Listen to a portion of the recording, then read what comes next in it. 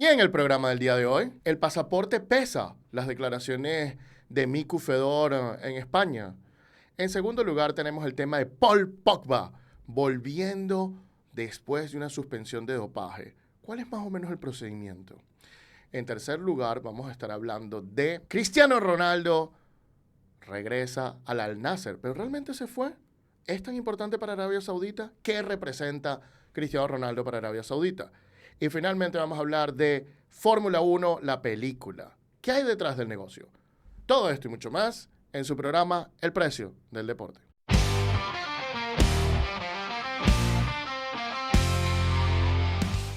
Esto es El Precio del Deporte. Muy buenos días, buenas tardes, buenas noches. Bienvenidos a su programa El Precio del Deporte, producido por Lauria Sports. Mi nombre es Antonio Quintero, soy especialista en Derecho del Deporte y soy su anfitrión del día de hoy para venir a hablar de lo que más nos gusta. La gerencia deportiva, los casos, el marketing, todo lo que ocurre más o menos detrás del deporte y todo lo que tiene que ver con el aspecto económico del deporte, y es un verdadero honor y privilegio estar con ustedes, los verdaderos fans del deporte, los que quieren saber más, conversando de estos temas. Y para eso tenemos el día de hoy con nosotros a la dama del derecho del deporte, Elena Mundaray. Hola a todos y gracias por acompañarnos una vez más. También nos acompaña el pivote del mercadeo deportivo, Andrés Moró, mejor conocido como el señor Moró. Hola, ¿qué tal? Es un gusto saludarte. También nos acompaña desde Montevideo, Uruguay, el mago del diseño y la identidad en el deporte, Brandon Buque. Hola a todos nuevamente. Y por supuesto nos acompañan ustedes, como cada semana, que siempre nos regalan un poco de su tiempo para compartir estos temas tan interesantes que hay detrás del deporte con nosotros. Habiendo dicho esto, muchachos, Trump vuelve otra vez con los temas deportivos y esta vez muy interesante. En este punto estoy muy de acuerdo con Trump. Universidad de Pensilvania fue investigada por la violación de la ley de enmienda de educación del año 1972 en el título 9, que básicamente es un título dedicado a la prohibición de la discriminación, la igualdad de género, etcétera, etcétera, etcétera. Y se le acusó a la Universidad de Pensilvania de haber violado esto por haber permitido que Lia Thomas, el atleta transexual, hubiera competido con mujeres, habiendo sido él hombre y ahora siendo él mujer. Entonces, bueno, llegaron a un acuerdo. Elena, cuéntanos un poco qué te pareció esta situación. Así es, justamente el Departamento de Educación inició una investigación en contra de la Universidad de Pensilvania porque había permitido la participación de hombres o de mujeres trans en el deporte femenino. Esto debido a, como mencionas, la orden ejecutiva de febrero de este año firmada por Donald Trump, que es una orden ejecutiva muy específica con respecto a mantener los hombres fuera del deporte femenino. Y de hecho recuerdo una foto bastante impactante que es Donald Trump firmando la orden ejecutiva rodeada de atletas femeninas que estaban apoyando también esta causa.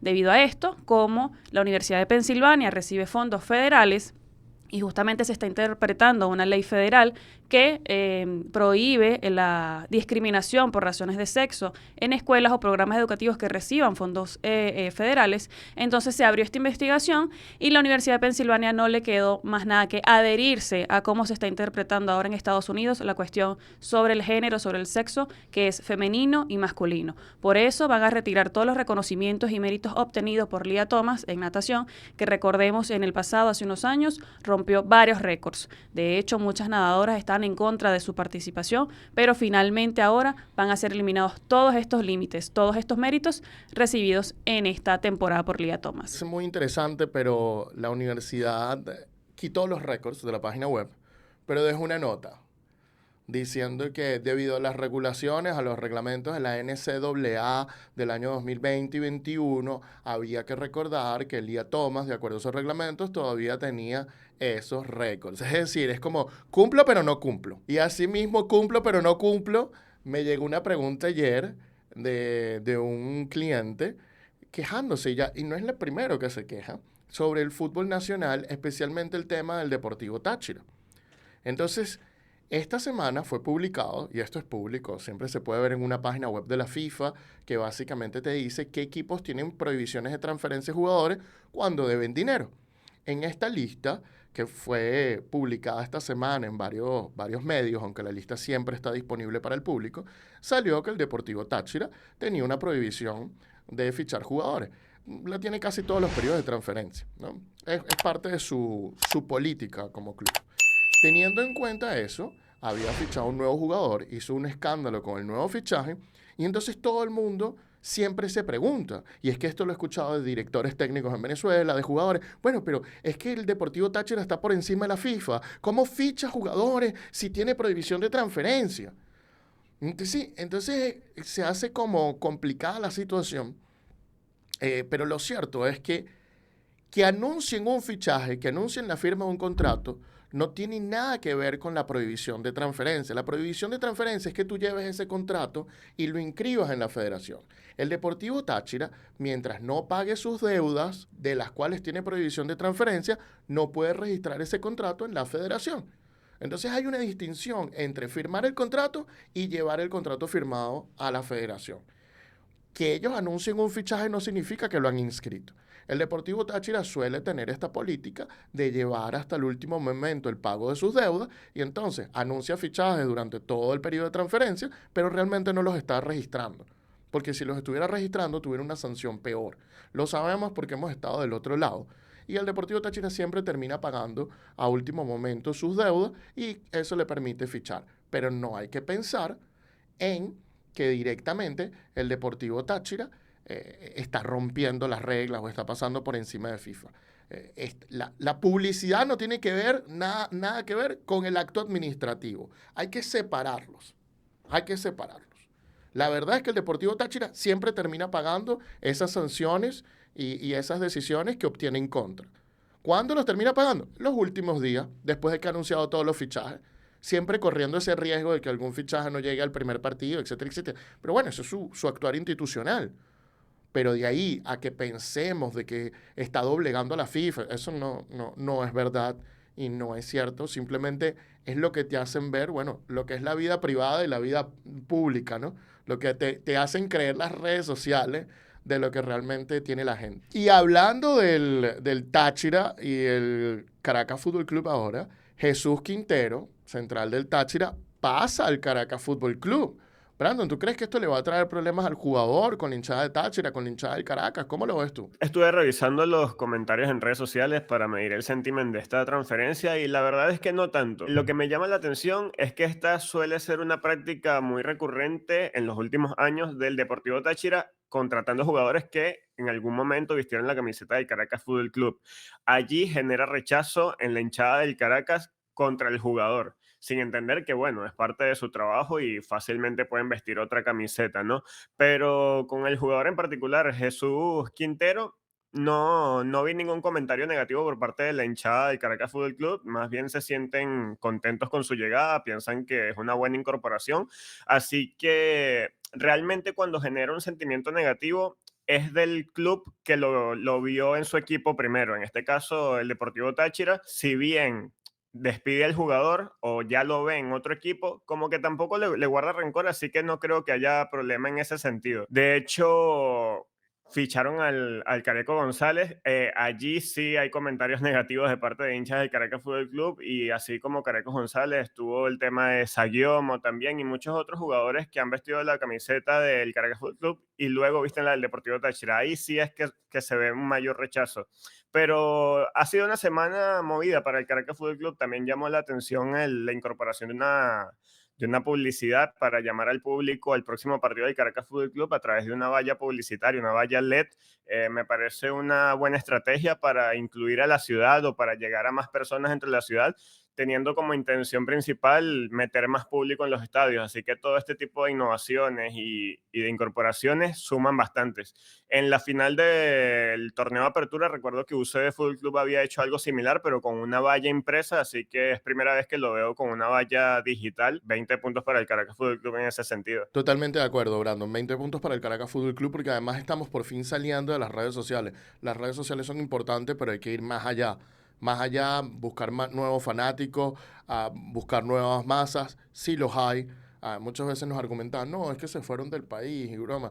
Mira, la verdad es que sí se ha ido mucha gente del país, pero tú tienes que buscar la manera de seguir teniendo más fanáticos y seguir creciendo.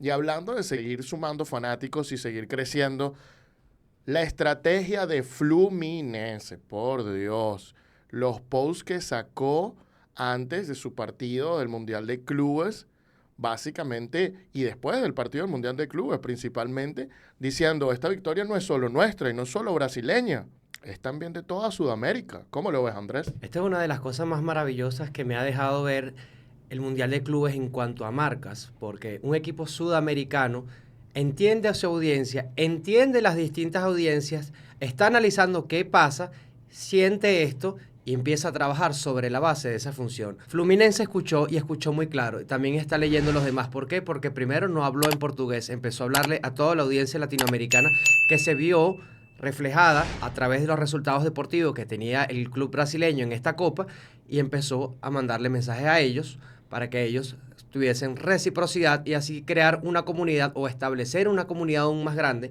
y esto lo hace aún más bonito porque Brasil sale de sus fronteras del portugués y se pone bajo un mercado latinoamericano ya que tiene todos los ojos sobre el club. Esto es interesantísimo, es muy ambicioso, es muy bonito. Ponen un jugador argentino acá, no el delantero, en una imagen, ponen miedo, ¿no? Es decir, también para crear una serie de sentimientos positivos de somos sudamericanos, somos latinos, claro que podemos ganar los europeos, que esto fue lo que siempre se habló al principio de la Copa, la diferencia que podía haber entre Europa y el resto del mundo, y le dice, estamos de tú a tú, y aquí no es solo Brasil, no es solo Río de Janeiro, aquí somos Latinoamérica empujando por un mismo sueño. Y eso caló muy bonito en las redes sociales, tuvo muchísimo engagement, tuvo muchísimos comentarios positivos y 20 puntos, como dicen ustedes, también para Fluminense, para las que están haciendo el social media, porque entendieron todo, escucharon y leyeron y hasta en distintos idiomas. Así mismo, y la CBF también recordó, bueno, sí, Sudamérica, pero también es Brasil, y sacó un video con sus 4 clasificados a los octavos de final. Excelente, muy bello el video.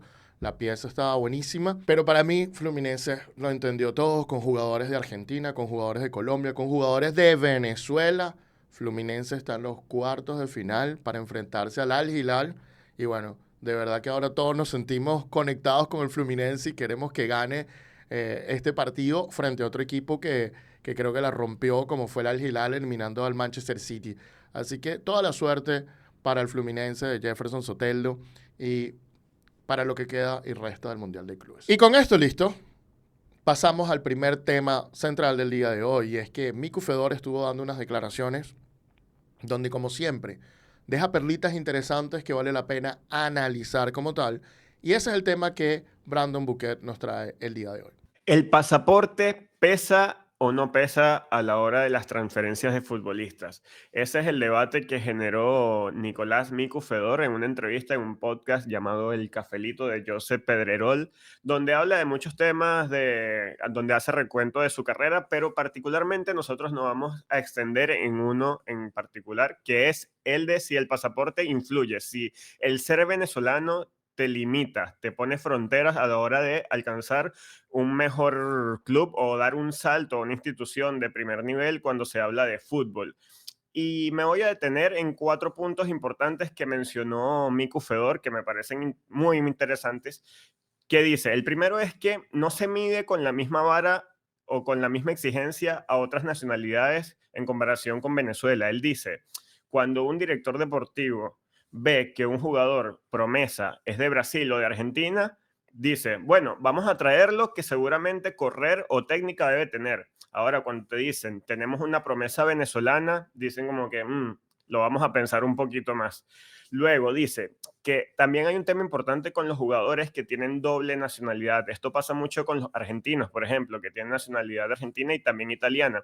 ¿Y qué pasa? Que ocupan un puesto como extracomunitario los venezolanos, que no tienen doble nacionalidad. Así que parten con una desventaja en caso de no tener doble nacionalidad. Por eso, para que sea tomado en cuenta un jugador venezolano, en este caso que estamos hablando sobre el pasaporte venezolano, tiene que ser realmente un jugador que destaque desde el día 1, que lo quieran de verdad desde el día 1. Y allí ya tienen como una exigencia a otro nivel que por lo menos un argentino, un brasilero o un uruguayo.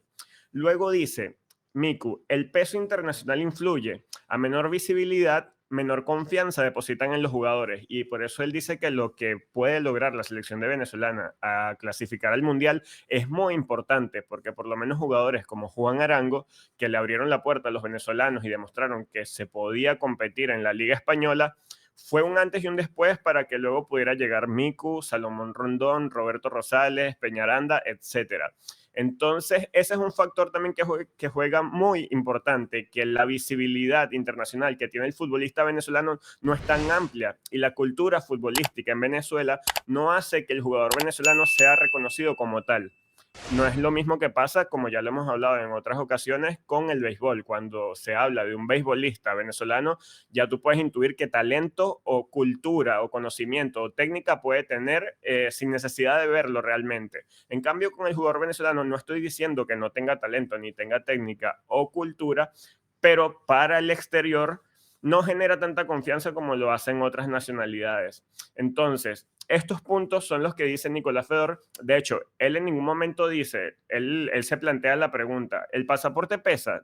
Y dice, no es que realmente pesa, pero sí influye un poco. Es como que dice sí, como que sí o como que sí no, porque él lo vivió en carne propia. Y aquí doy un ejemplo, muchachos. Esto me recuerda mucho a una entrevista que dio Juan Arango, y él dijo que en la temporada 2011-2012, si mal no recuerdo, el Borussia Mönchengladbach necesitaba un delantero 9, a lo cual Juan Arango propone que fichen a Salomón Rondón, un Salomón Rondón muy joven en Málaga que destacó y se cansó de hacer goles en la Liga Española. Y al final no tomaron en cuenta esa recomendación y se terminaron decantando por Luuk de Jong, que al final hizo 4 goles en la temporada de la Bundesliga y 8 goles en total durante su paso en Alemania.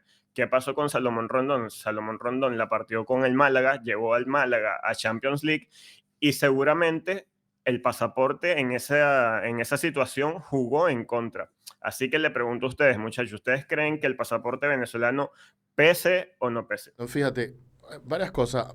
Eso de Miku, yo entiendo la frase de Miku, ¿no? Y hay que recalcarla. La frase de Miku no es que él dijo que el pasaporte pesa, sino que dijo o trató de hacer ver de que pesa un poco.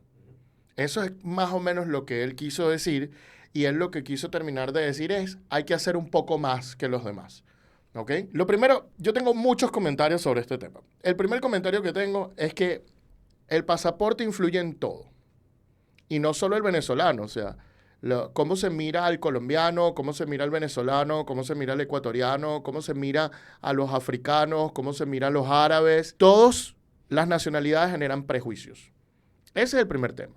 Lo que significa que Miku tiene algo de razón en lo que dice, porque todas las nacionalidades generan prejuicios en la gente. Entonces, y es difícil eliminar los prejuicios del mundo entero. Lo segundo es el racismo actual que enfrentan los venezolanos. Nosotros hemos tenido casos, y Elena lo puede comentar, donde hemos visto que jugadores son marginados cuando llegan nuevos técnicos, nuevos gerentes deportivos a ciertos clubes, y los jugadores venezolanos nos hemos enterado de que han sido marginados porque aparentemente estas personas nuevas que llegan a estos clubes tienen aversión a los venezolanos. Entonces, sí hay algo de razón en lo que tiene. Pero luego hay que ver lo otro que dice que es muy positivo. Y él dice, bueno, hay que hacer un poco más, y esto tiene que ser un reto. Y ahí es donde está la cuestión. Yo creo que tenemos que dejar de victimizarnos, primero por toda la situación que vivimos, segundo por toda la historia del fútbol venezolano. Hay que dejar de victimizarnos y hay que simplemente creérnosla. El cambio, como ha dicho tanto Bocha Batista, como Richard Páez, como muchos entrenadores, es mental. Es un cambio de actitud. Que si tenemos el mismo talento que otros, no, sí, aquí hay el mismo talento. Que si tenemos otras cosas igual a otros jugadores de otros países, la misma formación, bueno, tal vez la misma formación no la tenemos. Tal vez en algún momento hay algunos jugadores que no tuvieron la misma alimentación que en otros países por los momentos que vivió Venezuela. Está bien, yo tengo claro eso. Pero si no empiezas por aquí y no empiezas a creértelo y a creerte que puedes estar entre los mejores y a creerte que puedes ir al mundial, no vamos para ningún lado. Y ese es el otro punto que quiero hablar, y el último punto, porque John Dercadi salió en una entrevista también diciendo, y esto desnudó un poco a la selección venezolana, esa entrevista, cuando, creo que fue en Navinotinto Podcast, cuando dijo, mira, cuando uno va ganando 1-0, quieres que el partido termine ya, estás desesperado con la selección. Y tú dices, wow, la mentalidad nos está matando. ¿De dónde viene esa mentalidad? Bueno, yo siento que el sistema del fútbol venezolano forma al jugador de una manera con una mentalidad débil ante la poderosa, el gran poder que tienen los clubes y la federación, donde muchas veces atropellan a las demás personas y se crea un ambiente de adulación que genera que no haya rebeldía. Richard Páez lo llamaba irreverencia. A mí me gusta pensar que es rebeldía como tal. Y es la rebeldía o esa irreverencia de la que habla Richard, la que al jugador venezolano necesita llegar para creerse que puede estar en el Real Madrid, en el Barcelona, en el Liverpool, en el Manchester, y poco a poco va a llegar allí. Pero te lo tienes que creer. Te tienes que creer que puedes clasificar al Mundial dentro de los 4 primeros, no en el 7º lugar, no por repechaje. Te tienes que creer que eres mejor. Y eso te va a ayudar. Y eso va a hacer que se exija la formación y otra serie de cuestiones. El mensaje de Miku Fedor da una serie de mensajes muy interesantes en toda esta entrevista. Agradezco mucho que se haya mostrado de una manera muy abierta con sus virtudes, con sus defectos. Él analiza desde su perspectiva como jugador de fútbol profesional todo lo que ha vivido, teniendo su pasaporte venezolano. Coincido en algunas cosas, coincido no. Él dice que hay que dar un extra más, por supuesto, Miku.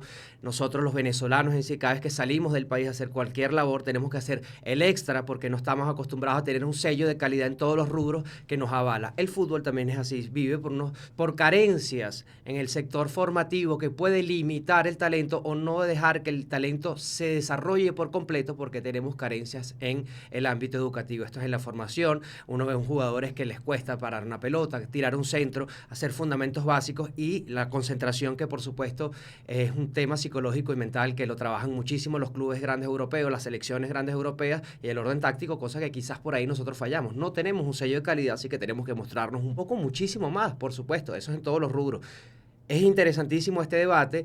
Lo que hay que apuntar es hacia dónde debemos ir como fútbol internamente, a ver qué podemos hacer en las próximas generaciones para que esto no siga sucediendo. Sin embargo, yo siempre se los discuto a varias personas que no creo que el pasaporte pese lo suficiente, porque hay jugadores de África, hay jugadores de otras nacionalidades, de países muy chiquitos que han logrado estar en clubes muy grandes y que han hecho cosas magníficas en el fútbol. Creo que son varios factores que se van acumulando. Me quedo con esta frase: siempre hay que dar algo más. Y efectivamente, para destacar, siempre hay que dar un poquito más, independientemente del pasaporte, independientemente de dónde vengas e incluso independientemente de dónde te destaques. Esto no solamente aplica para el fútbol, aplica para toda la vida. Para destacar, siempre hay que dar algo más. E incluso quiero verlo también desde el punto de vista que si hay una carencia, oye, vamos a verlo desde el punto de vista entonces de que hay una oportunidad. Y esa fue la oportunidad que en su momento aprovechó Juan Arango, que se iba a imaginar que iba a llegar a ser tan ídolo como lo fue en Alemania. Oye, tuvo la oportunidad, destacó y la aprovechó.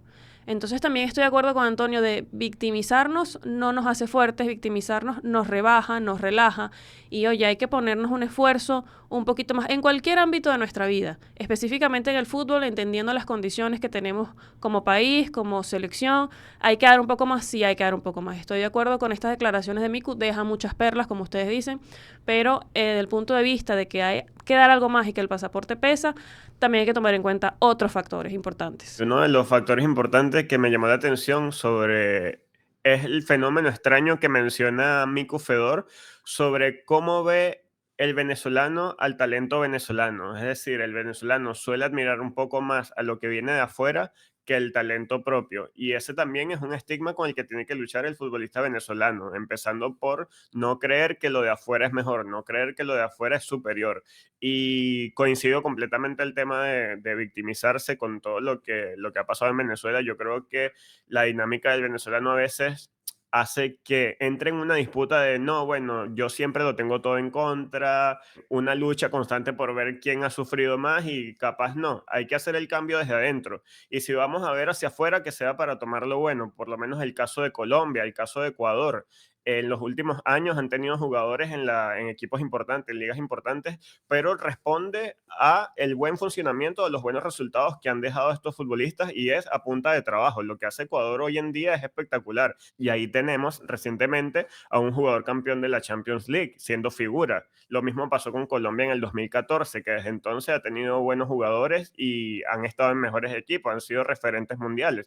Entonces yo creo que Venezuela está en la capacidad y en el nivel de romper con ese estigma de que el pasaporte pesa. Y si bien en algunos momentos ha sido uno de los factores que influye en la toma de decisiones si un jugador llega o no llega a un equipo, no es la única, como dicen ustedes. Así que yo creo que eso es algo que con el tiempo se va a derrumbar, pero tiene que empezar por uno mismo, ¿no? Creer que el venezolano puede estar en esas instancias. La historia de Aubameyang, la historia de Kleb, ambos en el Arsenal, Kleb de Bielorrusia, Aubameyang de Gabón, Carabastelia de Georgia. Bueno, imagínate tú. Varios puntos para complementar el tema del pasaporte.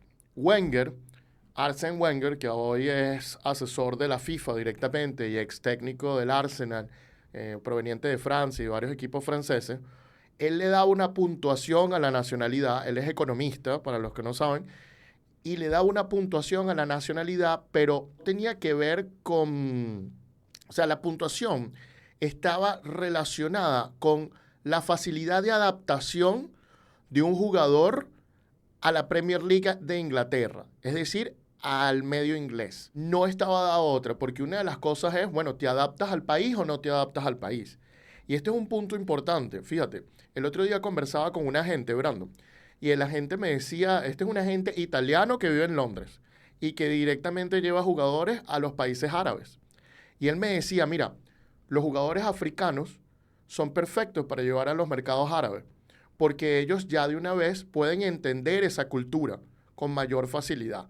Le cuesta más a un atleta de Latinoamérica ir para esos mercados a la cultura, pero es más fácil llevarlos a España, a Italia, a los países latinos y a Estados Unidos, que encajan, los jugadores latinoamericanos encajan mejor con esa cultura. Entonces, fíjate tú que hay varias perspectivas de verlo del pasaporte. La única perspectiva no es la deportiva y la del prejuicio. Y sin embargo, el libro Soccernomics sacó un capítulo, para los que lo conozcan en español se llama El fútbol es así, un capítulo que se llama Los agentes las prefieren rubias. Y básicamente ese capítulo te cuenta de cómo siempre el jugador de cabello rubio, en Venezuela le decimos catire, tiene más posibilidades de llegar a equipos grandes que otros jugadores. Y es porque resalta un poco más, lo ven un poco más, y entonces lo quieren representar un poco más. O sea, mira el nivel de los prejuicios a los que llegamos. Y eso no pasa solo con Venezuela, pasa con todo. Entonces, sí, siempre vamos a tener los prejuicios. Eso es como, siempre vas a enfrentar un partido con un arbitraje que en algún momento va a estar en tu contra o que lo vas a sentir en tu contra. Sí, eso va a estar allí. Pero tú tienes que trabajar a pesar de eso y cambiar tu campo de visión como jugador. Tu visión no puede ser ay, qué pobrecito soy venezolano, que no es lo que está diciendo Miku, ni quiero decir que es lo que está diciendo Miku para nada. Tu posición tiene que ser, bueno, soy venezolano, voy a demostrar que sí somos buenos, que sí vamos adelante, que sí, que cada vez que salgo al campo soy el mejor. A eso me refiero. Nosotros aquí en el escritorio nos ha tocado enfrentarnos con bufetes de Inglaterra, Canadá y Nueva York al mismo tiempo. Y cero miedo. Y nos ha ido espectacular. Nos ha tocado enfrentarnos a los bufetes suizos más fuertes que hay. Cero miedo. Siempre creyéndotela, pero te la tienes que creer. Eso significa que también te tienes que ir y romper trabajando. Y romperte trabajando y dedicarte para poder obtener esos resultados. Justamente estabas hablando sobre la adaptación, sobre lo que decía Wenger y todo esto. Fíjate que Miku habló algo sobre este tema justamente y fue su estadía en el Celtic de Glasgow, ¿no? Que el fútbol escocés esperaba una cosa, se encontró con otra. Pero además Miku hace un ejercicio humano que espero que los demás futbolistas lo vean o futuros futbolistas lo vean, y es que él te da una reflexión muy interesante de que él te dice que no es un tema ya de la nacionalidad, sino de él, de que el ego le afectó esa parte de su carrera. Entonces, cómo él tuvo que empezar a manejar su ego y empezar a convivir con su ego y a mejorarlo para que le quitaran menos en el fútbol. Lo que dice Miku por todos lados es interesante, desde que el béisbol es el deporte con más tradición, pero que el fútbol se juega más. Miku pide que federativos, clubes, directivos, jugadores, todos pongamos un grano más y hagamos un esfuerzo extra para seguir desarrollando nuestro fútbol. Y además él ve el tema de ir al Mundial como una prioridad para nosotros, para que nos empiecen a valorar más. No sé si lo vean que está bien o está mal. ¿Qué piensan ustedes de eso? Si ir al Mundial nos va a ayudar o ir al Mundial capaz nos puede hasta perjudicar. No, ir al Mundial siempre va a ser bueno, siempre va a ser positivo. Para algunos bolsillos de clubes venezolanos no va a ser positivo, pero nos va a colocar otra vez y no otra vez, nos va a colocar bien dentro del mapa mundial, nos va a hacer ver como una nación que también puede competir en fútbol. Ya lo venimos haciendo en nuestras categorías inferiores, en nuestras categorías masculinas y femeninas, etcétera, etcétera, y nos va a hacer bien. Ir al Mundial, por supuesto que siempre va a ser una prioridad. Ahora, y ir al Mundial no solo ahora, ir al Mundial siempre va a ser una prioridad. Y competir para ganar el Mundial tiene que ser tu prioridad y la de cualquier selección del mundo, todo el tiempo. Ese es el objetivo. Ahora bien, que esto va a impactar mucho en las transferencias del jugador y valor de jugadores, no lo sé. Hay muchas naciones que han ido al Mundial y si bien es cierto que algunos jugadores luego van a algunos equipos, los jugadores que van a esos equipos son jugadores que participaron en el Mundial y que tuvieron una buena actuación. Es decir, el Mundial maximiza la visión sobre esos jugadores que están allí. Otros jugadores, bueno, quizás baja un poco el prejuicio, pero los prejuicios no son solo pegados al fútbol venezolano. Los prejuicios son pegados a los venezolanos enteramente en este momento por muchísimas razones, incluyendo la administración pública. Entonces, teniendo en cuenta esa situación, va a ayudar, pero no va a ayudar en lo grande que pensamos que va a ayudar. Y con esto listo, la pregunta es para ustedes. ¿El pasaporte pesa? ¿El pasaporte no pesa? ¿Cuál es la correcta visión que debemos tener? ¿Cómo es el estado del fútbol venezolano? ¿Creen que el Mundial nos va a ayudar o no creen que el Mundial nos va a ayudar para que los más jugadores salgan al extranjero o sean considerados de mejor manera? Déjennos sus opiniones en la caja de comentarios. Y con esto listo, vamos al siguiente tema del día de hoy que tiene que ver con Paul Pogba, quien había sido suspendido por violaciones antidopaje y está de regreso con el Mónaco. ¿Cómo es el regreso de Pogba? ¿Desde cuándo puede entrenar? Bueno, todo esto y mucho más es el tema que Elena Mundaray nos trae el día de hoy. Paul Pogba regresa tras 18 meses de cumplir una sanción por un caso de dopaje. Y siempre estamos acostumbrados acá, por lo menos cuando hablamos de estos casos de dopaje, de hablar de la sustancia, de hablar de la sanción, de cuánto tiempo le pueden dar a la persona, cuánto dura un procedimiento.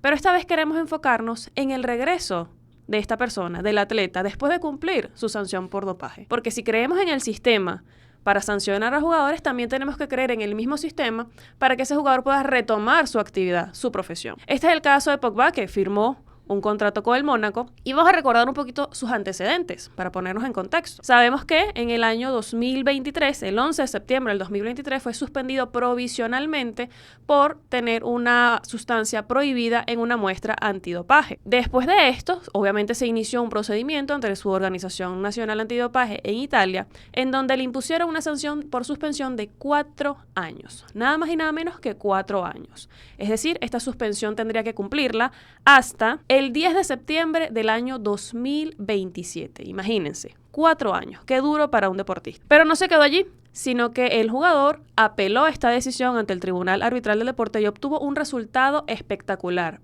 muy beneficioso para él. Se discutió evidentemente si había tenido culpa o no en esta violación antidopaje y el tribunal creyó un poco su versión. En definitiva, dice que entienden que actuó de buena fe, que hubo una confusión con respecto a los productos que estaba tomando, que de hecho fue una empresa que se los recomendó, que también asesora a Cristiano Ronaldo. O sea, no era cualquier empresa. Hay muchas cuestiones involucradas, ¿no? Pero lo importante acá es que el tribunal creyó su versión, pero aún así tiene cierta culpabilidad.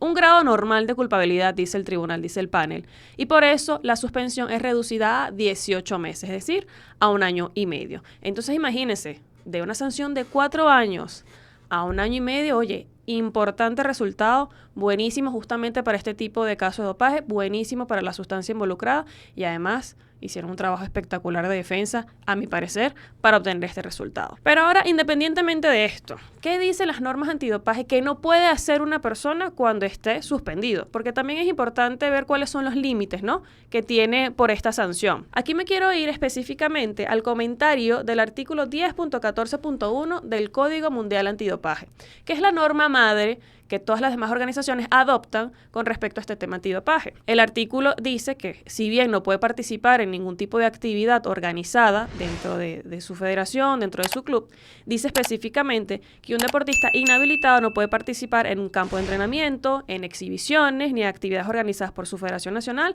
ni por clubes que pertenezcan a ella o estén financiados por un organismo público. Asimismo, el deportista inhabilitado no podrá competir en una liga profesional no signataria, ni en eventos organizados por entidades no signatarias responsables de eventos internacionales o nacionales, sin que ello dé lugar a las sanciones previstas en otro artículo del Código Mundial Antidopaje. El término actividad incluye también, por ejemplo, las de carácter administrativo, como ocupar el cargo de agente, directivo, técnico, empleado o voluntario en la organización descrita en este artículo. Es decir, completamente alejado de cualquier organización deportiva de cualquier manera. De hecho, tampoco puede entrenar con otras personas porque entonces esto incurriría que esas otras personas también pudieran estar violando el Código Mundial Antidopaje por asociarse con una persona que tiene una suspensión. Ahora bien, ¿qué es lo importante acá? Porque además estaba viendo por las redes sociales que Paul Pogba en todo este tiempo quería incursionar, de hecho, en el cine. Así que estaba totalmente alejado del fútbol, del campo de entrenamiento, porque obviamente no podía. Pero ahora bien, ¿qué dice el artículo también del Código Mundial Antidopaje para poder regresar a tu actividad normal, a tu profesión? El artículo 10.14.2 es justamente el que establece el regreso a los entrenamientos y dice lo siguiente: como excepción al artículo 10.14.1, que es el que leí previamente, un deportista podrá regresar al entrenamiento con un equipo o al uso de las instalaciones de un club para organización, miembro de un signatario durante 2 oportunidades. Primero, los últimos 2 meses del periodo de inhabilitación del deportista, o segundo, el último cuarto del periodo de inhabilitación impuesto si este tiempo fuera interior. Entonces, como vemos que él fue suspendido provisionalmente el 11 de septiembre del 2023, tenemos que sacar las cuentas, de acuerdo con este artículo. ¿Cuándo podía regresar al entrenamiento Paul Pogba?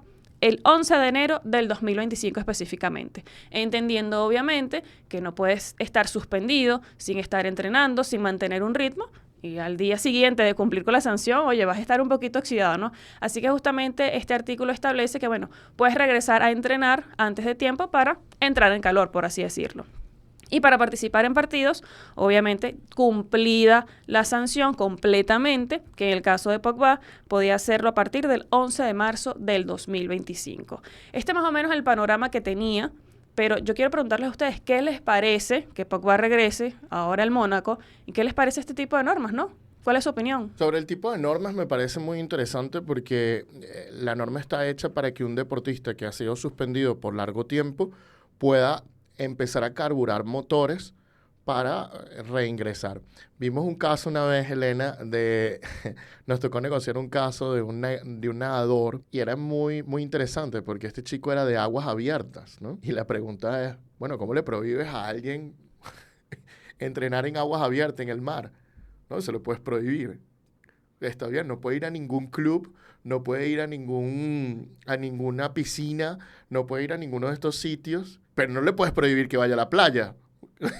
Entonces, es como la norma no funciona para todos los deportes y en este caso, este chico obviamente podía entrenar. La negociación fue buenísima, yo estuve muy contento con ese resultado y el chico obviamente nunca le afectó esa prohibición de entrenamiento por esa razón. Sí le afectó la de competición. Ahora, la razón de la norma es espectacular, ¿sabes? Llevas mucho tiempo suspendido, es momento de que puedas acceder nuevamente a entrenamiento dentro del mundo organizado, porque tú siempre puedes ir y pagarte un gimnasio, o siempre van a haber pistas públicas, o puedes tener un entrenador en tu casa y puedes tener un gimnasio en tu casa. Entonces, bueno, por ahí me parece interesante. Y por otro lado, me pareció súper interesante la decisión, Elena, si quieres que te diga la verdad, por varias cuestiones. Desde el approach que ellos hacen me gustó mucho que ellos, a la hora de graduar la sanción, toman el caso Marin Cilic, que es de este tenista que también cometió un error con la medicación, y que una decisión donde se definió los grados bajo, medio y alto de culpabilidad, y que ayuda muchísimo ahora a saber si dentro del rango de 2 años tú pones 6 meses, 12 meses, 18 meses o 24 meses, por lo que la decisión es espectacular en ese sentido. Y toman todos los elementos negativos y dicen pros y contras, y empiezan contras y pros. Leyendo uno de esos contras, me enteré de un sitio web que se llama Informed Sports, donde ellos están dedicados a certificar suplementos, lo cual es genial.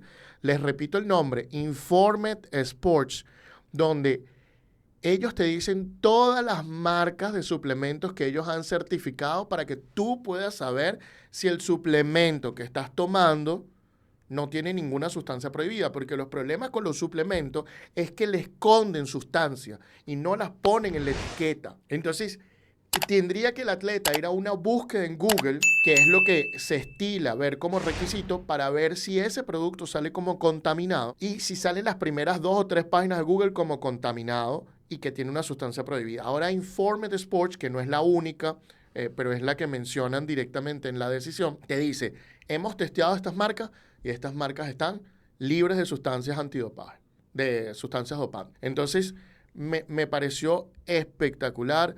La decisión y el debate es interesantísimo. El trabajo de los colegas de Morgan Sports Law, que los hemos enfrentado, como siempre, alto nivel. Menos mal que nos fue muy bien contra ellos, pero ellos siempre, mira, te van a hacer el caso dificilísimo. Son grandes colegas, son grandes abogados, de verdad que sí. Y su trabajo siempre es muy, muy bueno. Les vaya bien el resultado o no, los casos antidopaje son dificilísimos. Así que ellos siempre tienen una montaña que subir y generalmente obtienen buenos resultados. No, interesantísima la decisión, además que fue publicada en abril de este año, a pesar de que el caso ya estaba decidido en la parte dispositiva desde el año pasado, ya se sabía el resultado, pero la decisión es espectacular. De verdad que los árbitros hicieron una evaluación exquisita de todo el tema, de todas las pruebas, presentaron un montón de expertos, un montón de pruebas. Oye, un caso de dopaje para tomar como ejemplo en el futuro. Además me parece muy curioso porque uno de los puntos centrales es que hubo una confusión con respecto a la sustancia que le iban a administrar a Pogba, porque le habían recetado el DHA, que es una grasa procedente del omega 3, que la puede tomar sin ningún problema porque no está prohibida, pero resulta que le habían recetado DHEA, que es un estimulante, que es una hormona que tiene efectos parecidos a la testosterona. Entonces, en un momento, sí, la DHEA sí tenía la advertencia de, mira, lo que puede suceder con esta sustancia, que además es prohibida, pero el panel le creyó su genuina confusión a Pogba, y además porque la tenía recomendada por una empresa, 10X, se llama 10X en español, altamente reconocida, que trabaja con atletas como Cristiano Ronaldo, que hacía parecer de que tenía una buena posición con respecto al mundo del dopaje, que le habían asegurado al jugador de que no iba a consumir ninguna sustancia prohibida, pero obviamente dentro del suplemento que le recomendaron tenía esta sustancia que, bueno, terminó saliendo positivo en su muestra. La decisión espectacular, el resultado, oye, sinceramente, más espectacular aún, porque reducir una sanción de 4 años a 18 meses, año y medio, oye, tiene su mérito y bastante grande. Ya va a poder entrenar normalmente, firmó su contrato con el Mónaco, ya no tiene ningún problema para participar. Imagínense, la próxima participación, si mantenía la sanción de 4 años, iba a ser en el 2027. Y estos 2 años que faltaban iba a ser una gran diferencia, porque estar 4 años inactivo es bastante doloroso para un atleta. Pero el resultado espectacular, y además que pueda regresar a entrenar y hacer su vida profesional, es lo mejor. Porque recordemos que, oye, pasar por esta situación no es fácil, además está el estigma de que la persona cuando tiene una sanción antidopaje, entonces se le ve como tramposo. No. Si creemos en este sistema, como dije al principio, para imponer las sanciones, para estar de acuerdo con esta cantidad de años, de meses por suspensión, también, oye, vamos a darle la oportunidad a que bajo este mismo sistema las personas puedan reingresar y otra vez volver a trabajar y desarrollar su actividad profesional. A mí lo que me parece es que la carrera futbolística de Pogba volvió a nacer, ¿no? Y siempre que veo estos temas de dopaje pienso, wow, qué complejo, porque es muy fácil demostrar cuando, bueno, no muy fácil, pero es fácil demostrar cuando alguien es realmente culpable si se tienen las pruebas, pero qué difícil debe ser demostrar que a pesar de que tienes las pruebas, no lo hiciste con intención, ¿no? Porque tengo entendido, como mencionaron, fue una receta que le recomendaron por un médico en Estados Unidos. Entonces, yo siempre digo, qué fácil es demostrar cuando alguien es culpable, pero qué difícil es que te crean si no tienes pruebas de que no hiciste algo con intención, ¿no? Entonces, me parece bien. Y se me genera una duda acá, porque me parece 4 años muchísimo, Elena. ¿No será, no pasa aquí, no pasa en estas situaciones que pongan 4 años sabiendo que va a haber una apelación y va a haber un proceso de negociación como para reducirlo y que luego lleguen a un punto medio? ¿Es así lo que pasa o realmente consideraban que 4 años era lo justo para la sanción de Pogba por ingerir sustancias prohibidas? Mira, fue 4 años en un principio por el tipo de sustancia que le encontraron en su muestra antidopaje. Y además este caso fue ante la Organización Nacional Antidopaje de Italia y estas organizaciones antidopaje siempre van por todo. Si es 4 años, es 4 años, y si es 2 años, es 2 años, dependiendo de la sustancia, como estoy diciendo. Y yo creo que si pudieran pedir más años, lo piden. De hecho, también en la decisión de esta Organización Nacional Antidopaje lo multaron con una multa de 5.000 euros porque le da el Código Mundial Antidopaje esta potestad también de imponer multas, que en este caso de Pogba le impusieron esa multa. Pero sí, la cantidad de años depende de la sustancia y reducirla en el Tribunal Arbitral del Deporte es porque toman en cuenta todos los factores objetivos y subjetivos y además de las pruebas que también llevaron este procedimiento con expertos, con testimonios, con un montón de cuestiones que obviamente ayuda a reducir porque el tribunal entiende que tuvo culpa, pero no tuvo tanta culpa. Entonces por eso es que reducen finalmente la sanción. Brandon, para comentar lo que Elena estaba diciendo, te quiero explicar que, bueno, en principio las sanciones suelen ser de mucho tiempo porque la idea es tratar de que la gente no cometa actos de dopaje porque esto es una forma de hacer trampa. Entonces, la idea es tratar de generar un efecto que evite que la gente consuma esta sustancia. Hay dos tipos de sustancias. Están las sustancias específicas y las no específicas. Las sustancias no específicas son sustancias que se presume por la gravedad que son hechas para hacer trampa. Es decir, que básicamente tú las tomas para hacer trampa. Y básicamente esto lo que hace es esa presunción que es demostrable de que si tú demuestras que tu intención no era hacer trampa, te bajan de 4 años a 2 años, como pasó en el caso de Pogba. En el caso de sustancias específicas, que son las menos graves, se presume que fueron tomadas de forma negligente. Y a menos que la organización antidopaje pueda demostrar de que tú las consumiste para hacer trampa, la sanción es de 2 años, pero puede subir a 4 si lo demuestran. Entonces, básicamente, ese es el trabajo y la diferenciación de esas. Desde el deportista. Ya pasó lo que ocurrió, ya todo esto se aclaró, ya sabemos cuál fue el desenlace de todo esto, pero fue por una indicación de un médico.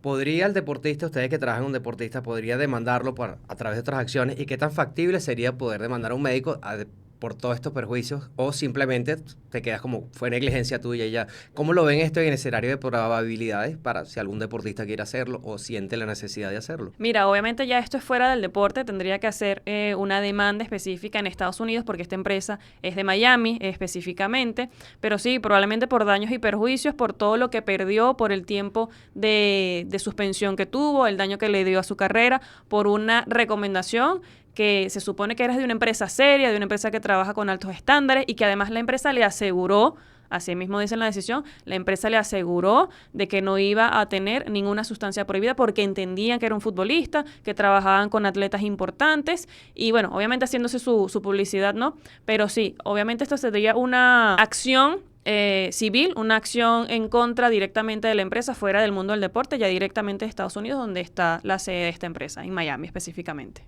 Habiendo dicho eso, la pregunta es para ustedes. ¿Qué les parece el retorno de Pogba? ¿Qué les parece estas normas sobre el retorno donde ya puedes empezar a entrenar antes de que la sanción termine? ¿Qué les parece que Pogba haya ido al Mónaco? Bueno, el trabajo legal pareciera buenísimo, ¿no? Porque además va a poder disputar el Mundial. Bueno, sobre todo este tema, déjennos sus opiniones en la caja de comentarios. Y con esto listo, pasamos al siguiente tema del día de hoy. Y es que Cristiano Ronaldo dijo que se iba del Al Nassr, pero al final firmó un nuevo contrato con el Al Nassr. ¿Qué pasó aquí? ¿Qué fue lo que sucedió? Este es el tema que nos trae Andrés el día de hoy con respecto a la importancia de Cristiano Ronaldo para el reino de Arabia Saudita. ¿Te imaginas ganar $570,000 de salario por día? Yo la verdad no tengo ni idea de qué haría con ese dinero, pero sé de alguien que sí. Y es que Cristiano Ronaldo, el bicho, el comandante, volvió a pactar con el Al Nassr hasta 2027 en uno de los contratos más espectaculares y gigantes en la historia del deporte. Y vamos a hablar de esto justamente porque dos marcas se favorecen muchísimo en esta transacción millonaria en pleno auge del petrodólar o el dólar petrolero, impulsando el deporte en Arabia Saudita y que además nos deja muchísimas cosas de mercadeo porque es una movida interesante, es una clase magistral que nos dan ambas facciones y las vamos a explicar una a cada una. La primera es, uno de los, por supuesto, principal beneficiado es Cristiano Ronaldo, quien aún da una muestra de poder y fortalece su marca personal diciendo, oye, yo estoy aquí, tengo 40 años, firmo por 2 años más y además valgo muchísimo, muchísimo dinero. Tanto dinero es así que son 208 millones de euros por temporada. Además, un bono de 30 millones de euros por la prima por haber firmado nada más. No solo con esto, sino que vienen muchísimos numeritos más. Pero la verdad es que Cristiano Ronaldo dice, yo a mis 40 años valgo muchísimo dinero. Mi trayectoria ha valido y ahora vale mucho más. Y no sé si se vaya a retirar a los 42, pero está siendo una máquina de generar dinero, tanto que está entre los contratos más top en la historia del deporte. Por ejemplo, si vemos el último de Juan Soto, que es de 760 millones aproximadamente de dólares con los New York Mets, pero esto es un contrato de 15 temporadas.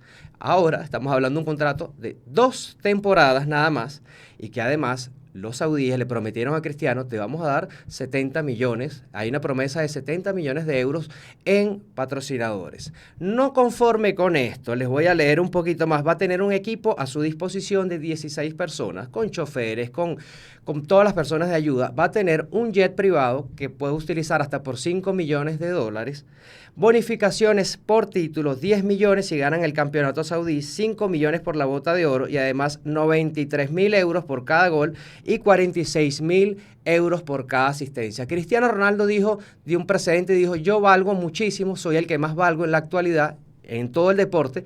¿Cómo lo ven ustedes como marca personal y qué dicen ustedes sobre esto, de este contrato tan maravilloso? Después vamos a hablar del lado de los saudíes y de por qué lo están haciendo. Sí, del lado de Cristiano Ronaldo, Andrés, justamente se lo venía comentando ayer que fuimos a ver la película de Fórmula 1 y todo eso, estaba comentándolo con mi novio en el carro y decía, mira, a veces el atleta simplemente pide muchísimo más dinero porque es la forma de establecer su valor. Y decir, yo valgo esto, reconócemelo si me quieres contigo. Y los saudíes que tienen una chequera inmensa, casi que fondos ilimitados, esa tarjeta negra nunca se les acaba, dijeron, sí, lo vales y lo vales para nosotros. Y eso refuerza la imagen de Cristiano Ronaldo. Me imagino que ahora los posts en Instagram y Twitter de él van a subir muchísimo más. Me imagino que todo el valor de él va a subir muchísimo más porque él exige que se le valore altamente y esa exigencia de valor, de subir su valor, aumenta su branding, impacta en su branding, impacta en cómo lo perciben y en cuánto cuestan sus cuestiones. Entonces, es muy interesante porque es una táctica, yo creo que de presión, o sea, es un mercadeo, es una adquisición violenta, se llama cuando tú compras hostil. Bueno, esto es un aumento de valor hostil, básicamente, y también significa que el bicho, oye, estaba buscando otras propuestas para ver si conseguía, hizo un hiato aquí, no consiguió una propuesta que realmente le convenciera, y bueno, dijo, ¿sabes qué? Seguiré haciendo lo que estoy haciendo, que tampoco está mal, y su impacto, mira, desde la cantidad de jugadores que ha traído a Arabia Saudita, desde cómo ha subido lo de Arabia Saudita, bueno, ya lo vamos a hablar, ¿no? O sea, impactante. Yo valgo muchísimo, dice Cristiano Ronaldo, y hay alguien que está dispuesto a pagar todo ese valor, porque esos números están impresionantes, Andrés. Yo me quedé en los 570.000 diarios, pero todos los datos que nos has dado son uno más espectacular que el otro. Definitivamente, Cristiano Ronaldo ha roto barreras económicas, barreras deportivas, porque a sus 37, 38 años, que tenga un contrato de este tipo, que siga jugando y que además declare que la Liga Saudí es una de las top 5 del mundo, que también me imagino que vamos a hablar de eso más adelante. Pero oye, está en todo. Para bien, para mal, Cristiano Ronaldo es un ejemplo de negocio, es un ejemplo de una persona fuerte, de una persona enamorada del fútbol, que le va a sacar todo el provecho que pueda, mientras que haya alguien que tenga el dinero y sacando esa chequera para firmar. Sí, Elena, y aplica para el fútbol como para la vida. Siempre cuando tú veas un precio y te preguntes quién paga esto, tú tienes que pensar, si eso tiene un precio es porque hay alguien que está dispuesto a pagar ese precio. Y pasa con Cristiano Ronaldo, pasa en la vida y pasa en el fútbol. Y es una respuesta del fútbol saudí a Cristiano Ronaldo de que es el embajador del fútbol en Arabia Saudita. Los ojos están puestos en el fútbol árabe desde la llegada de Cristiano Ronaldo. Seguramente llegaron figuras importantes también, pero ahora todo el mundo conoce al Nasser, al Ali, al Hilal, ese tipo de equipos gracias a la llegada de Cristiano Ronaldo. Y seguramente en unos años capaz podría ser considerada como una de las grandes ligas. Ya tiene bastantes figuras. Y no solo el reconocimiento es a nivel de dinero, porque también le ofrecieron algunas acciones. Seguramente Andrés hablará un poco más a detalle sobre eso.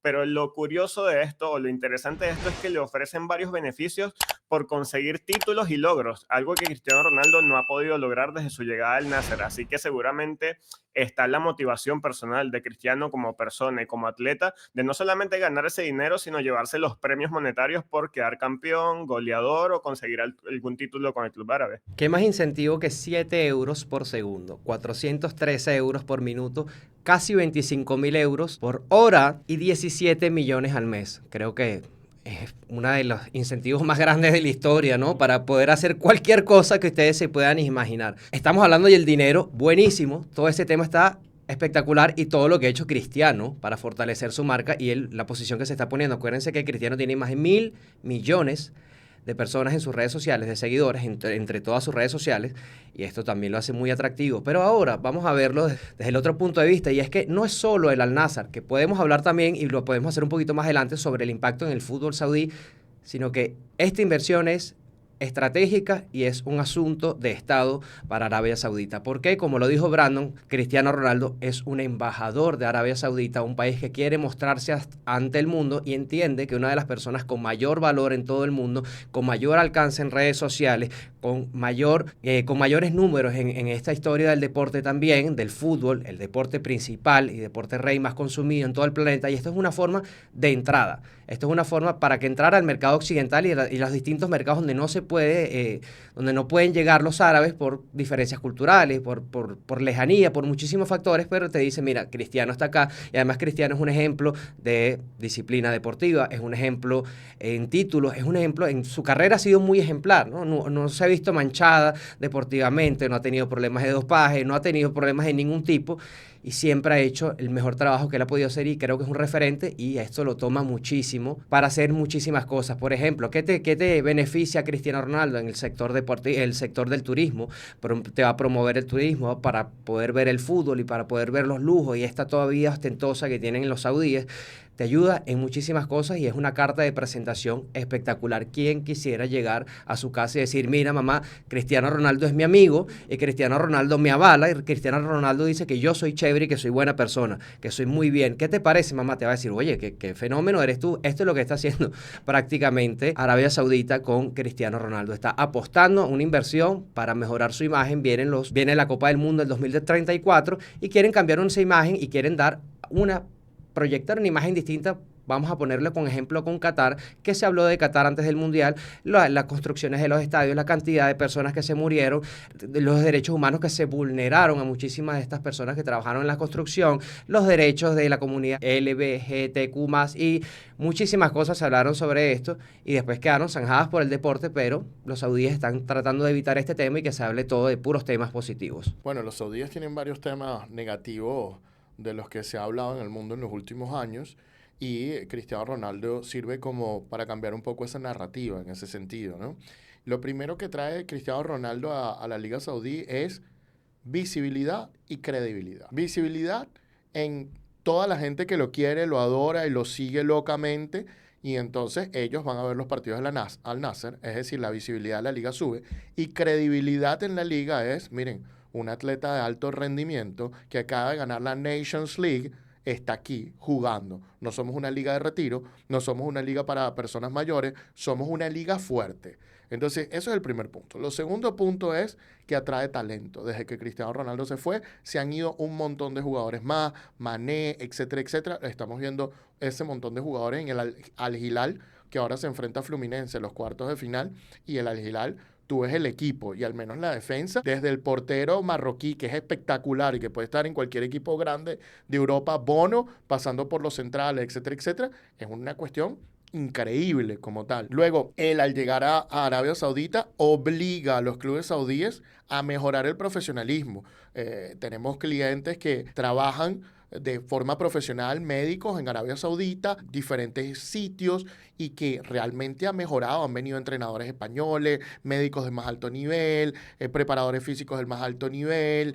Todo está subiendo de nivel en Arabia Saudita y es parte de lo que tiene. Obviamente esto hace que crezca la afición. Luego, como te dije, está el cambio de narrativa. Tú mencionaste el tema del turismo y además él sirve de puente cultural en el sentido de que él empieza a adoptar algunas tradiciones de Arabia Saudita y el mundo empieza a conocer de esas tradiciones como tal y empieza a ver, oye, mira esto, mira lo otro, y quizás a alguno le llame la atención y empieza a aplicar esas tradiciones. Como hemos visto que las películas de Hollywood han llevado ciertas tradiciones norteamericanas a ser mundiales, ¿no? Como Halloween o como el Día de Acción de Gracias, etcétera, etcétera. Y además atrae patrocinadores como tal a la Liga Saudí. Entonces, tiene una inversión completamente estratégica en este caso. ¿Cómo no lo van a querer? ¿Cómo no le van a pagar ese dinero? Ese dinero está muy bien invertido para los saudíes. Demasiado bien invertido. Y además agregar que, por ejemplo, en el caso de Arabia Saudita, el sector petrolero representa el 40% del Producto Interno Bruto de ese país y están apostando a que también aumente la parte del turismo, de un 4% a un 10% en los próximos años. Y Cristiano Ronaldo es la persona que está ahí en la puerta para tocarla, abrirla y decirle, bienvenidos muchachos, Arabia Saudita, miren todo lo que ofrece, estoy yo como figura, estoy yo como embajador, así que bienvenidos, y yo creo que el turismo va a tener un repunte y Cristiano Ronaldo sin duda va a ser un factor importante para que estos números de Arabia Saudita aumenten. Y no es solo quemar, por así decirlo, en el peor de los casos, estos 700 millones de euros que van a poner en los próximos 2 años, sino que también le van a dar 15% de las acciones del club a futuro. Entonces, esto obliga a que Cristiano esté pendiente del club, se quede en el club. Esto va a potenciar la liga a futuro, va a atraer más personas. Si una persona tan dedicada, con tanto compromiso, con tanta disciplina y constancia como Cristiano, se va a quedar después en un ámbito directivo, va a llamar muchísimo más la atención. Y que además, hoy el epicentro del mundo del fútbol es Estados Unidos. Se juega el Mundial de Clubes. El año que viene se va a jugar la Copa Mundial de 2026, el Mundial Femenino, pero va a pasar de manos y esto eventualmente va a hacer que el epicentro sea Arabia Saudita. Y los saudíes están haciendo inversiones por todos lados en este ámbito para tener una liga de calidad con las estrellas más grandes, para que sean reconocidos, para que sean vistos y para intentar ser un nuevo Big Five, pero fuera de Europa, ¿no? Así mismo, Andrés, y lo están haciendo con tiempo. Así que empieza la pelea por el fútbol mundial. Ya pareciera que Europa como tal y Sudamérica, que están muy establecidos, tienen 2 nuevos rivales con Estados Unidos y Arabia Saudita, como ya lo hemos venido comentando mucho. Pero ahora la pregunta es para ustedes. ¿Qué les parece la renovación de Cristiano Ronaldo en el Al Nassr? Bueno, déjenos sus opiniones en la caja de comentarios. Y con esto listo, pasamos al siguiente tema del día de hoy. 144 millones de dólares hizo en su primer fin de semana la película de la Fórmula 1, rompiendo, número 1, récords para Brad Pitt, siendo la película más vista de Brad Pitt a nivel nacional e internacional, y récords para Apple TV, siendo el primer hit de Apple TV o de Apple Original Movies en el cine como tal. Así que la película abrió de una forma espectacular y de hecho ya recaudó más dinero que la película Rush de Ron Howard, que contaba la historia entre Niki Lauda y James Hunt. Bueno, esta película de la Fórmula 1 de Brad Pitt ya sobrepasó las ganancias de esa película cómoda. La película de la Fórmula 1 el día de hoy lo que queremos es analizar cuál es el negocio detrás de una película deportiva, cómo conecta con el deporte, entre otras cosas. La idea es hablar un poco de la película y su historia de las alianzas. En segundo lugar, hablar del tema del branding y finalmente hablar de un tema interesantísimo que estuve investigando, que es el product placement en las películas, que es esa publicidad donde se colocan productos visibles en la película y cuánto cuesta. De eso vamos a estar hablando el día de hoy. Pero comencemos con unos datos. Primero, presupuesto de un poco más de $200 millones, ¿ok?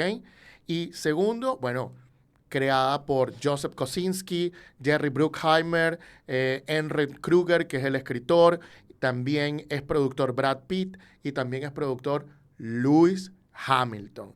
Así que es interesantísima esta cuestión. ¿De qué va la película? La película es la historia de un emprendedor, ex piloto de carreras, que tiene un equipo que le está yendo mal, que para hacer ese equipo tuvo que ser financiado por una serie de personas y que esas personas, a cambio del financiamiento, pidieron estar dentro de la junta directiva del equipo de la escudería de Fórmula 1 y luego le dijeron que a condición era que él tenía que ganar al menos una carrera en 3 años para poder no tener que vender la escudería. Que si él no ganaba una carrera en 3 años, vendían la escudería, lo forzaban a vender y él perdía todo el dinero que había invertido allí.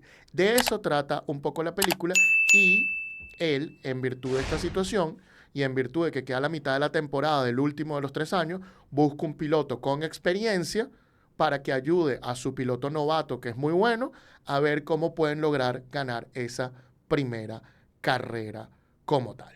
Para comenzar, muchachos, ¿qué les pareció esa película, Brandito? No, a mí me encantó la película, me emocionó de una forma, el suspenso, la intriga que tenía, la forma en la que fue filmada, creo que fue estratégicamente pensado para que uno sintiera la emoción que puede llegar a sentir un piloto. Y lo que más me encantó a mí fue que, además de que estaba yendo para entretenerme, la cantidad de marketing que yo veía por todos lados, yo veía marcas, decía, ah, mira, aquí está Tommy, aquí está Pirelli, aquí está T-Mobile, es como que había una exposición de marcas por todas partes y yo decía, wow, la cantidad de gente que está trabajando detrás de esto y está invirtiendo en esto, espectacular. Y la película me pareció buenísima, la actuación genial, la historia, no sabía de qué iba, yo pensaba honestamente que iba a tratar más sobre historia de la Fórmula 1 o algo así, algo más parecido al documental o a la serie documental de Netflix, pero no. Es una historia que de verdad te atrapa, emocionante, así que a mí me encantó por todas partes. Un storytelling muy americano, ¿no? Para un deporte no tan americano, una película interesante, 2 horas y media, muy llevadera. Yo pensé que iba a ser pensada, que iba a ser densa y totalmente relajante. Momentos de estrés, momentos de emoción, momentos que juegan con sus sentimientos, obviamente. Es súper interesante. A mí sí me ofuscó y me pegó mucha presión ver tantos patrocinadores tan seguidos. Creo que me chocaba mucho visualmente. Entiendo por qué lo hace la película, entiendo por cómo lo sacan y entiendo que el deporte de la Fórmula 1 es así. Pero a mí me chocó un poco esa imagen de ahí llegaban momentos que era mucha marca como para mi cerebro, mucha concepción. Sin embargo, la película es espectacular, una película maravillosa, creo que va a tener muy buenas reseñas, va a tener mayor caja de la que va a tener. Dio demasiada exposición a muchísimas marcas y sobre todo va a potenciar a la Fórmula 1 porque si alguien no quedaba por ver con Drive to Survive, con millones de cosas, ahora van a ver esta película y se van a trasladar al menos de ver una temporada de la Fórmula 1. Yo no soy fan para nada de la Fórmula 1, pero esta película me gustó. Además, creo que Brad Pitt lo hizo espectacular, es la persona ideal para este papel. No hubo dudas en el cast. De hecho, también Damson Idris, espectacular también. Lo que sí me parece curioso es que a pesar de que Hamilton es productor, apareció muy poco. Yo esperaba que tuviera un poquito más de visión, ¿no? Entiendo que no es el punto focal, que no es el punto principal, que es la historia de este veterano corredor que regresa a salvar a su amigo prácticamente. La historia está muy bien, pero esperaba ver un poquito más de Hamilton, o esa es la expectativa que tiene uno, ¿no? Detrás de pantalla, de querer ver un poquito más el por detrás de las cuestiones, pero de verdad como historia está muy bien, las actuaciones están muy bien y en resumen es una película muy buena. Claro que sí, no quiero hacer spoilers de nada, por eso no quiero entrar tanto. La película tiene muchos temas legales, toca demasiados temas legales y toca demasiados temas legales vinculados a la Fórmula 1, pero no voy a entrar en todos los detalles de las cuestiones. La idea es hacer la menor cantidad de spoilers para que ustedes vayan a disfrutar la película. Ahora bien, yendo al tema que nos interesa en el precio del deporte. ¿Cómo se origina y cómo se crea una película como esta y cómo confluyen ese montón de marcas en una película de Hollywood? Y vamos a contarles la historia empieza con Joseph Kosinski y Top Gun. Joseph Kosinski fue un director que Tom Cruise junto con Jerry Bruckheimer escogieron para filmar Top Gun Maverick. Joseph Kosinski agarró y transformó todas las cámaras para ser colocadas en aviones de guerra y quedó con ese gusanito de esa tecnología que puede aguantar grabar a ese nivel de velocidad, y él pensaba que esto podía ser utilizado en la Fórmula 1. Además, Joseph Kosinski es fan del programa Drive to Survive de Netflix, esta serie que empezó con Liberty Media cuando Liberty Media adquirió básicamente toda la compañía que lleva los derechos y la comercialización de la Fórmula 1. Teniendo en cuenta eso, Joseph Kosinski quedó maravillado con que en Drive to Survive las historias estaban en todos lados. No contaban la historia del campeón o del subcampeón, no, te contaban la historia también del último en la fila, del que estaba más abajo. Y bueno, Joseph Kosinski tenía esta idea de que esa tecnología generada para Top Gun podía funcionar con Fórmula 1. En ese sentido, él sabía que Brad Pitt es un fanático acérrimo de los temas de películas de carrera, de lo que tiene que ver con el deporte motor. Él es un deportista de deporte motor como tal, y incluso bastante bueno. Tom Cruise cuenta que en algún momento tenía carreras de go-kart con Brad Pitt y que Brad Pitt tenía un talento bastante natural. Entonces, básicamente Brad Pitt ya había intentado durante varios años hacer películas de carrera. Entiendo yo que la película Ford versus Ferrari, en un principio Brad Pitt estaba involucrado, pero bueno, no se le había dado. Entonces Joseph Kosinski llama a Brad Pitt y le dice, mira, tengo esta idea para hacer esta película de carreras. Brad Pitt queda encantado. Y Joseph le dice, pero creo que necesitamos a alguien que esté dentro del mundo de la Fórmula 1. Y ahí es donde entra Lewis Hamilton. Porque resulta que Lewis Hamilton quería ser actor en Top Gun Maverick. Y había hablado con Joseph Kosinski para ser actor en la película con Tom Cruise, pero después cuando Joseph le dijo, mira, pero vas a tener que audicionar como todos los demás actores, etcétera, etcétera, y además él vio que la filmación iba a ser prolongada, más el trabajo de promoción iba a ser prolongada, y Lewis Hamilton no tiene ese tiempo, bueno, él declinó en participar en la selección en esa película, ¿no? Y ahora Joseph Kosinski, que lo conocía de esas conversaciones, le escribió un email y Lewis Hamilton aceptó de ser productor y asesorarlos en todo eso. También contrataron de asesores técnicos a la gente de Williams como tal. Empezaron a confluir todas esas marcas. Entonces, redactan el guión, lo redacta este señor que les mencioné, Ehren Kruger, y bueno, empiezan a lanzar el pitch de la película a diferentes productoras, Paramount, Warner Brothers, etcétera, etcétera. Y es una película que va a tener un presupuesto grandísimo, porque además le dicen, vamos a tener acceso a Fórmula 1, porque Fórmula 1 les abre las puertas a través de Liberty Media, porque dice, ¿por qué no?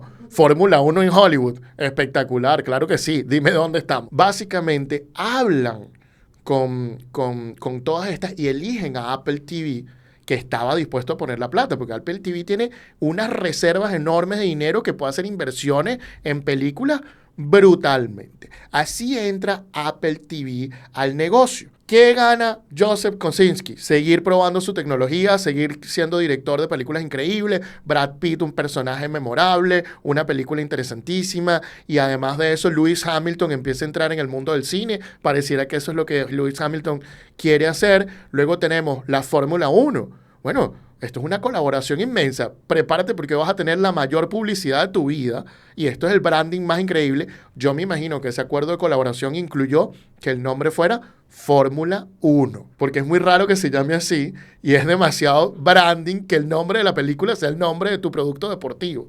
Y luego Apple, se utilizaron cámaras Apple en algunas partes de la película y esa tecnología que fue desarrollada para la película la incluyen en sus celulares.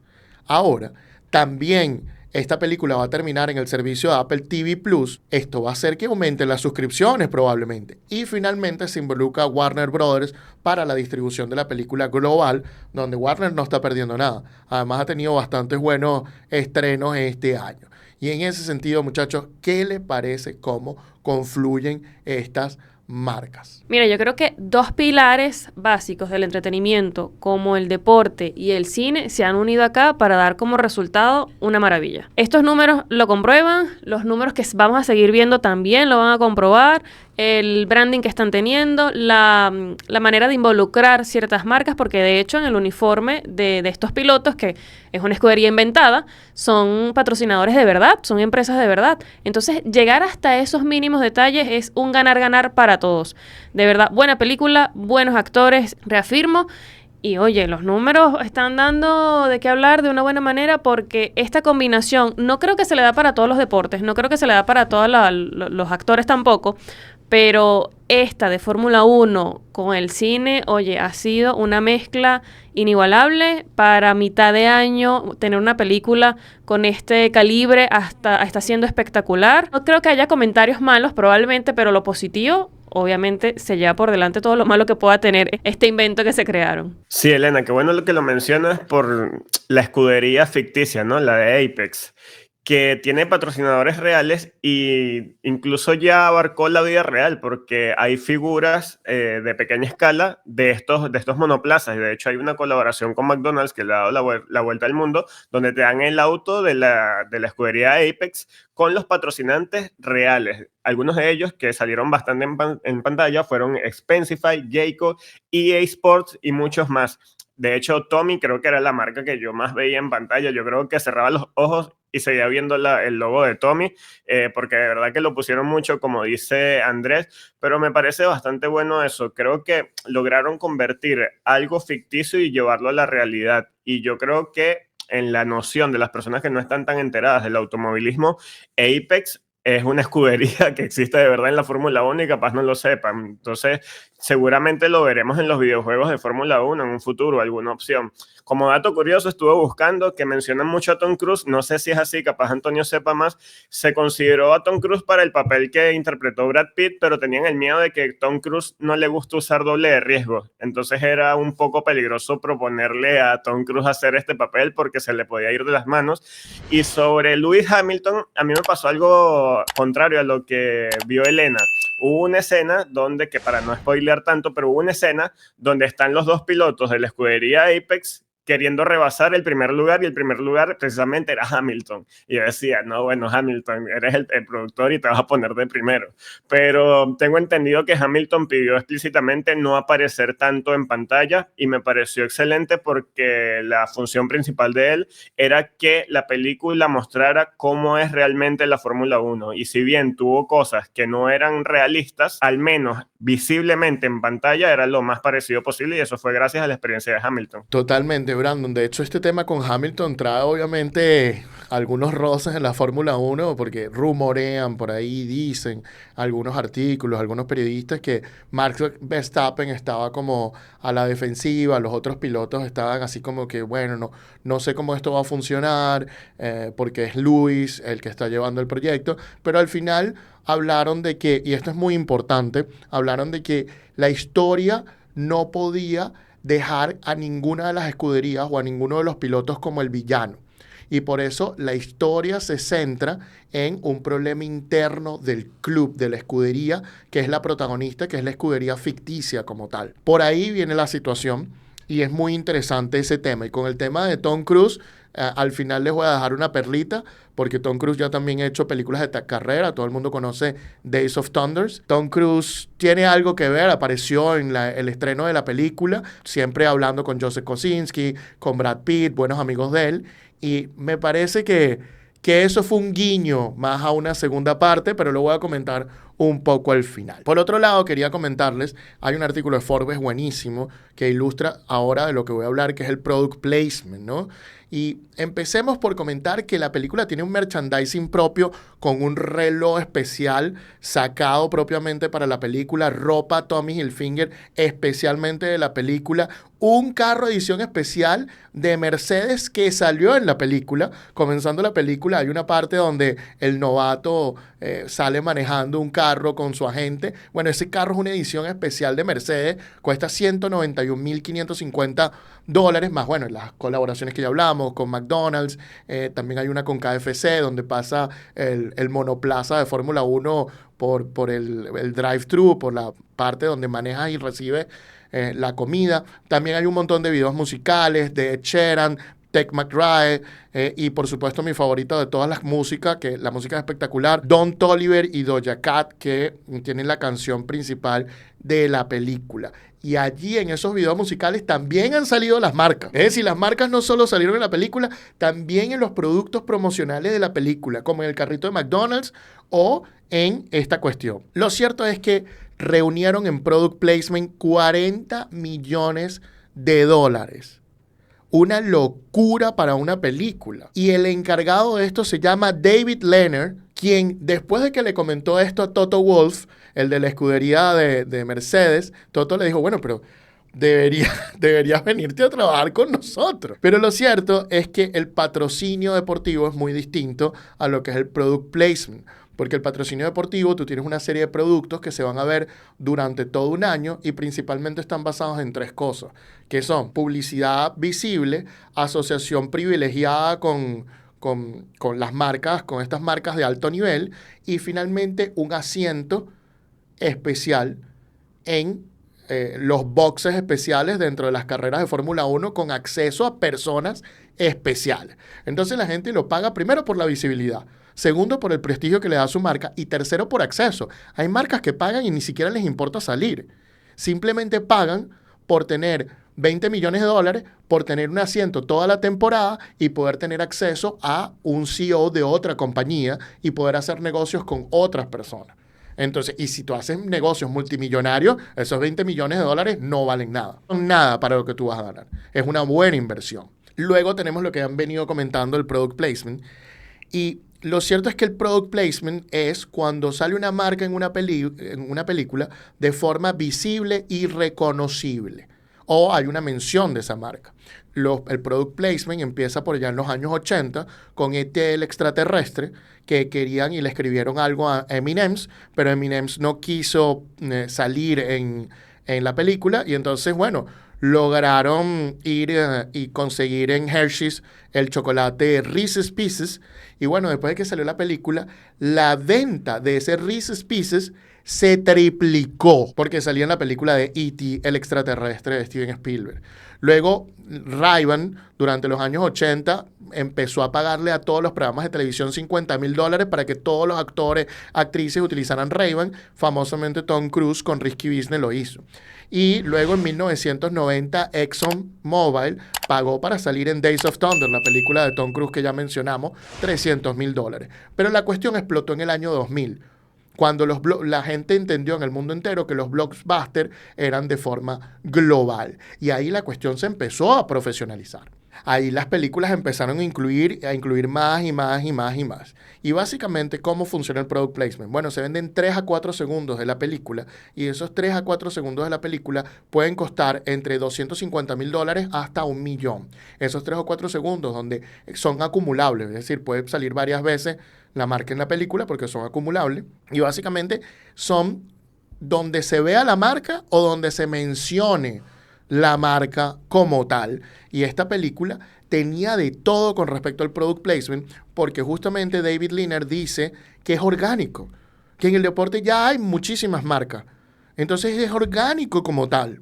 Y ahora, desde el año 2000, como esta tendencia se ha implementado demasiado, entonces ahora ponen una cláusula en los contratos de directores cuando hacen las películas diciendo que todo el product placement que el director consiga va a ser colocado como añadido extra al presupuesto de la película.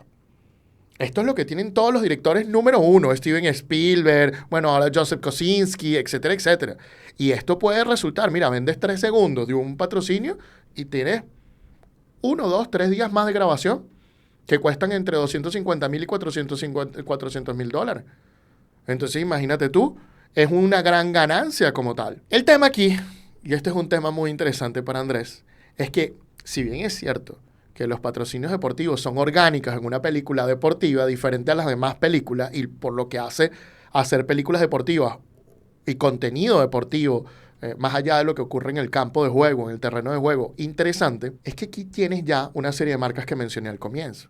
Tienes a Apple TV, y eso te limita a que el equipo deportivo, la escudería, no puede tener otro celular ni otro tipo de productos electrónicos que cubra Apple TV. Y además tienes a la Fórmula 1, lo que significa que no puedes tener patrocinantes contrarios a los que consigue Liberty Media para la Fórmula 1. Y entonces se te limita todo sobre qué patrocinios puedes conseguir. Y ahí es donde la persona se tiene que poner creativo, y ahí es donde consiguieron a Tommy Hilfiger, Expensify, que es un software para medir todo este tema de gerenciamiento de ganancias y pérdidas, etcétera, etcétera. Y también patrocinios como Ninja, de estos grandes productos de cocina. Por un lado, es orgánico, pero por otro lado, tienes encima el peso de las otras marcas que te acompañan. Sin duda es un reto interesantísimo y hay que sentarse, estudiarlo, analizarlo, hacer tablas comparativas, entender cuál es la competencia, entender cuáles son tus marcas aliadas, hablar con las marcas aliadas, ver las áreas grises donde no estén ninguna ni en un lado ni en otra, a quién puedas tocar, a quién no puedas tocar, otros rubros que no existan dentro de toda esta gama de patrocinadores oficiales. Sin duda es un reto muy interesante, muy alternativo, es buenísimo. Es totalmente un reto, es simplemente eso, es sentarse, hacerlo de una manera muy estratégica y bueno, ya vemos que la Fórmula 1 lo hizo de la mejor manera posible, lo hizo de una manera muy creativa también, dentro de un storytelling, dentro de cada una de sus marcas. A mí personalmente hay unas que me chocaron, otras que no, pero así es el deporte es muy invasivo en la parte publicitaria y en la parte del mercadeo, ¿no? Bueno, te cuento un detallazo. La marca Expensify, una de las que más activó para mí, es la marca que yo más vi en la película. Brandon vio más Tommy Hilfiger, yo vi más Expensify. Y con respecto a Expensify, que estaba por todos lados en el carro, esta aplicación subió en descargas y en tráfico web 400% desde el estreno de la película. Y Expensify no paga patrocinio en la Fórmula 1. Hay que decir que, claro, el patrocinio de la Fórmula 1 va prácticamente de 5 millones a 100 millones anuales, mientras que el patrocinio de una película o el product placement en una película es 250,000 a 1 millón. Entonces es más barato entre los dos. Teniendo en cuenta eso, Expensify está explotando mucho porque sale en el carrito de McDonald's, subió su tráfico. El actor Damson Idris fue vestido a la Met Gala en un carro de Expensify, con cuestiones de Expensify, así que imagínate tú toda la situación de la cuestión. Es demasiado el impacto que está teniendo la cuestión. ¿Durará más ese impacto más allá de este primer fin de semana? Difícil. Hoy se estrena Jurassic Park, la semana que viene se estrena Superman, en 3 semanas se estrena Fantastic Four, pero yo creo que ya la película es un éxito como tal, siendo una de las películas de carreras que más dinero ha producido, un poco por detrás de Rápido y Furioso 7, que es la película de carrera que más dinero ha producido, pero el problema es que Rápido y Furioso 7 ¿es realmente una película de carrera o es más de espionaje como tal? Sí, o de la familia, es como Lilo y Stitch y Ohana, ¿no? Pero yo creo que lo que muestra esto al final del día es que hacer contenido deportivo puede ser muy interesante, puede ser muy beneficioso, puede ir hacia nuevos fans, puede recolectarte nuevos fans, porque al final del día, y yo creo que esta es la pregunta, y quiero hacerte esta pregunta a ti, Elena, que tú has dicho que no eres fanática de la Fórmula 1, no eres seguidora de este deporte. ¿Te provocó ir a ver una carrera de Fórmula 1? ¿Quién va a pagar la entrada? Pero no, sí, probablemente sí iría. No es algo que tenga en mi mente, ¿no? Porque como digo, no soy fanática, no estoy pendiente de la Fórmula 1. Tampoco soy muy fanática del cine, pero de verdad que esto, para al menos para personas como yo, que entiendo que hay muchísimas también, funciona. Es una manera de engancharte 2 horas y media para ver una buena historia, para ver buenas actuaciones, para conectarte con ciertos sectores del deporte que no tienes contacto siempre. Entonces, para atraer nuevos fanáticos, funciona, porque soy una prueba de ello. Y la gran pregunta ahora es, ¿habrá secuela? Y la verdad es que después de este primer fin de semana se reportó que ya están trabajando en una secuela y que esa secuela, al director ya ha comentado que le gustaría que trajera a Tom Cruise y se hiciera un crossover entre Fórmula 1 y Days of Thunder y que se creara una historia, algo así como de que Tom Cruise y el personaje de Brad Pitt tienen algo así como una rivalidad hace tiempo atrás y Tom Cruise dice, bueno, si Brad Pitt pudo, yo también puedo como tal. Y wow, esto suena espectacular. Sabemos que Apple tiene el dinero para hacerlo. La pregunta es, ¿habrá el tiempo? ¿Habrá el tiempo y los calendarios podrán permitirlo a estos dos actores verse para esta futura película, si es que se llega a dar? Bueno, ahí está la cuestión. Habiendo dicho esto, la recomendación es que vayan al cine, vean la película, veanla con mente abierta, déjense que el hechizo que nos deja el cine nos haga creer cosas increíbles, como siempre, y luego díganos qué les pareció. Y nos dejan esos comentarios aquí en este video, nos dicen si les gustó, si no les gustó, y además queremos sus opiniones con respecto a todo lo que tiene que ver con el negocio detrás de esta película y con la posibilidad de que se hagan contenidos así en otras marcas deportivas. Habiendo dicho esto, ¿cuáles son sus opiniones? Déjenos en la caja de comentarios. Con esto listo, hemos llegado al final del programa del día de hoy. Muchísimas gracias por acompañarnos, a los verdaderos fanáticos del deporte, esos que quieren saber más. No se les olvide que si esto les gustó, comenten, compartan y denle like. Y si les gustó mucho, suscríbanse y denle a la campanita, que vamos a seguir haciendo cada vez más contenido como este. Sin más ni más, estuvo trabajando para ustedes el día de hoy la dama del derecho al deporte, Elena Mundaré. Gracias a todos por su tiempo y nos vemos en una próxima edición del Precio del Deporte. El pivote del mercadeo deportivo, Andrés Moró, mejor conocido como el señor Moró. Gracias por tu tiempo y nos vemos muy pronto. También nos estuvo acompañando el mago del diseño y la identidad en el deporte, Brandon Buquet desde Uruguay. Un placer estar con ustedes de vuelta. Y por supuesto, su anfitrión del día de hoy, Antonio Quintero, especialista en Derecho del Deporte. Nuevamente, muchísimas gracias por estar con nosotros el día de hoy. Y sin más ni más, chao, chao.